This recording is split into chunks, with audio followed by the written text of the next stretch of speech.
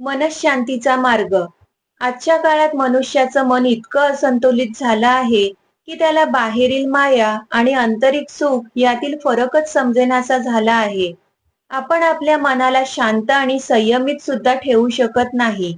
राग, लोभ, कामना या सगळ्यात आपण स्वतःलाच अस्थिर केलं आहे. पण असं नाही की याला काही उपाय नाही. तुम्ही पण तुमच्या मनाला नियंत्रित ठेवू शकता. कारण आपल्या शरीरात फक्त मन नाही, तर खूप साऱ्या जिवंत ऊर्जा शक्ती आहेत, जी योग, ध्यान, तप यांच्या माध्यमातून जागृत होते. त्याच शक्तीमुळे आपण आपल्या इंद्रियांवर संयम ठेवू शकतो. मनुष्य कधीच कमजोर नसतो.